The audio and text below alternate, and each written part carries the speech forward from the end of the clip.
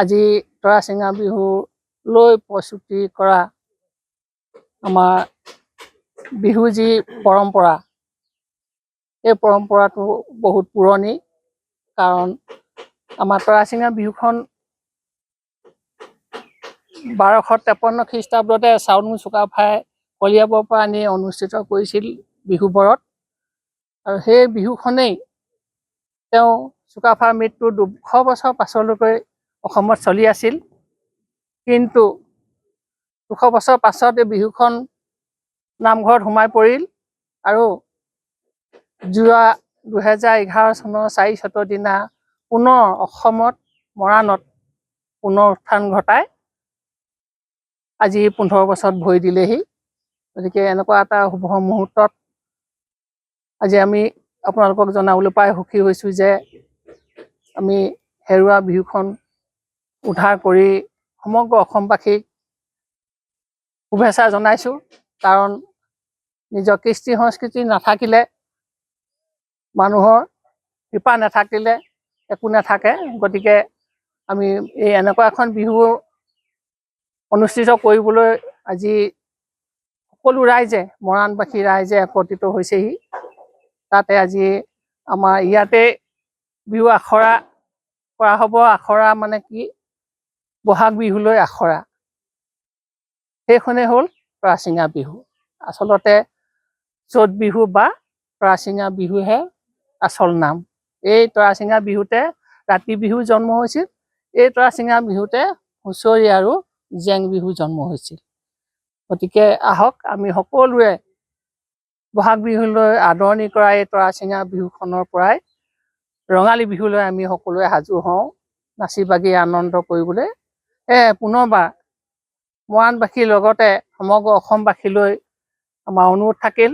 লগতে আজি এই মহান কাম আমাৰ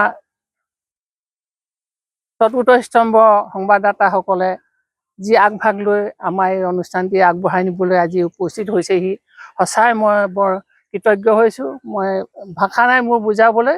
কাৰণ প্ৰচাৰ নহ'লে কোনো কামে যিমান কৰিলেও এই বাস্তৱত পৰিণত হ'লেও প্ৰচাৰটো কম হ'লে মানুহে বুজিব নোৱাৰে। গতিকে পুনৰবাৰ আজি সংবাদদাতাসকললৈ মই পুনৰবাৰ নমস্কাৰ জনাই মোৰ বক্তব্য সামৰণি মাৰিলোঁ। ধন্যবাদ, নমস্কাৰ। আচলতে তৰাচিঙা বিহুৰ স্থায়ী সমিতি, উখাপুৰ মহিলা সমাজ, মৰাণৰ বিভিন্ন দল সংগঠন আৰু মৰাণৰ ব্যৱসায়ীসকলৰ সহযোগত অনুষ্ঠিত কৰা এই পঞ্চদশবাৰ্ষিক কেন্দ্ৰীয় তৰাচিঙা বিহুৰ প্ৰস্তুতি খুব সুন্দৰভাৱে চলি আছে। ইতিমধ্যে আপোনালোকে দেখিছে ইয়াৰ প্ৰস্তুতি কিদৰে চলি আছে। আৰু আমি বিশেষকৈ ইতিমধ্যে তৰাচিঙা বিহুৰ বিষয়ে ইতিমধ্যে আমাৰ বিভিন্নজনে কৈছে। গতিকে আমি ক'ব বিচাৰিছোঁ যে তৰাচিঙা বিহুত কি আছে। অহা 23, 24, 25 আৰু 26 মাৰ্চ তাৰিখে হ'বলগীয়া কেন্দ্ৰীয় তৰাচিঙা বিহুৰ উপলক্ষে অহা 23 তাৰিখে আছে আমাৰ পতাকা তোলন। পতাকা তোলনত 15 গৰাকী প্ৰাক্তন সভাপতিয়ে তাৰ 15খন পতাকা উত্তোলন কৰিব। ইয়াৰ সমান্তৰালকৈ সাংস্কৃতিক শোভাযাত্ৰা অৰ্থাৎ দোলাযাত্ৰা অনুষ্ঠিত হ'ব অহা 23 তাৰিখে। দোলাযাত্ৰাত অসমৰ বিভিন্ন জাতীয় জনগোষ্ঠীয় সাংস্কৃতিক দলে এই দোলাযাত্ৰাত অংশগ্ৰহণ কৰিব। মৰাণবাসী ৰাইজে ইয়াত সহযোগিতা কৰিব। মৰাণৰ বিভিন্ন প্ৰান্তৰ লগতে অসমৰ বিভিন্ন প্ৰান্তৰ বিভিন্ন ব্যক্তি আহি এই দোলাযাত্ৰাত অংশগ্ৰহণ কৰিব। ইয়াৰ সমান্তৰালকৈ মুকলি সভা আছে 23 তাৰিখৰ দিনটোতে। আৰু ইয়াৰ সমান্তৰালকৈ 23 তাৰিখে আমাৰ এখন স্মৃতি গ্ৰন্থ অনুষ্ঠান হ'ব। স্মৃতি গ্ৰন্থখনৰ নাম তৰাচিঙা। আৰু এই স্মৃতি গ্ৰন্থখন সম্পাদন কৰিছে লেঙেৰী কনিষ্ঠ মহাবিদ্যালয়ৰ প্ৰবক্তা হীৰালাল বৰফুকন ডাঙৰীয়া। অসমৰ কেইবাগৰাকীও বিশিষ্ট সাহিত্যিক, বিশিষ্ট বিহু বিশেষজ্ঞ ইতিমধ্যে ইয়াত তেওঁলোকে লেখনি প্ৰদান কৰিছে। ইয়াৰ সমান্তৰালকৈ 23 তাৰিখে এখন নিশালৈ আমাৰ সাংস্কৃতিক কাৰ্যসূচী থাকিব। 24 তাৰিখে আছে সদৌ সম্প্ৰীতিৰ চিত্ৰাংকন প্ৰতিযোগিতা। গামোচা প্ৰতিযোগিতা, পিঠাপনা প্ৰতিযোগিতা আৰু সৃষ্টিশীল সদৌ সম্প্ৰীতি সৃষ্টিশীল নৃত্য প্ৰতিযোগিতা। আৰু ইয়াৰ সমান্তৰালকৈ 25 তাৰিখে আছে আমাৰ সদৌ সম্প্ৰীতিৰ যুৱ সমাৰোহ। এই যুৱ সমাৰোহত অসমৰ প্ৰায় 500 বিভিন্ন মহাবিদ্যালয়, বিশ্ববিদ্যালয়ৰ বিদ্যালয়ৰ ছাত্ৰ-ছাত্ৰী অংশগ্ৰহণ কৰিব।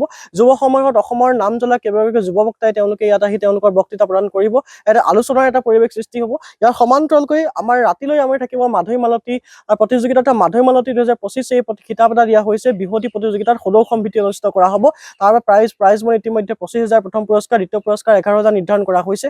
গতিকে আমি অসমবাসী ৰাইজৰ সহযোগিতা কামনা কৰিছোঁ। ইয়াৰ সমান্তৰালকৈ 26 তাৰিখে আমাৰ জাতীয় সাজপাৰ সদৌ সম্প্ৰীতিৰ জাতীয় সাজপাৰ প্ৰতিযোগিতা আছে। আমন্ত্ৰণমূলক হুঁচৰি প্ৰদৰ্শন হ'ব, আমন্ত্ৰণমূলক জেং বিহু প্ৰদৰ্শন হ'ব, 12খনীয়া সাংস্কৃতিক অনুষ্ঠান হ'ব।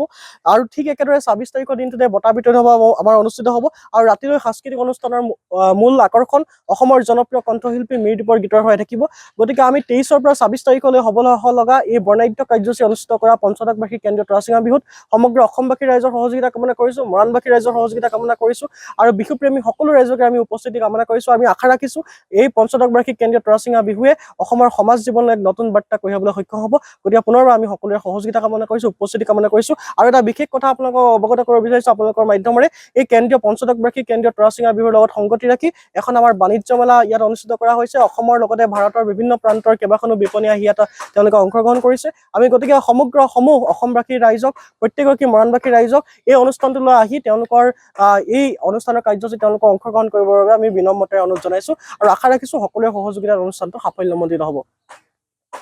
যিকোনো খবৰৰ বাবে যোগাযোগ কৰক 7099017330 লগতে 7099017110 নম্বৰত।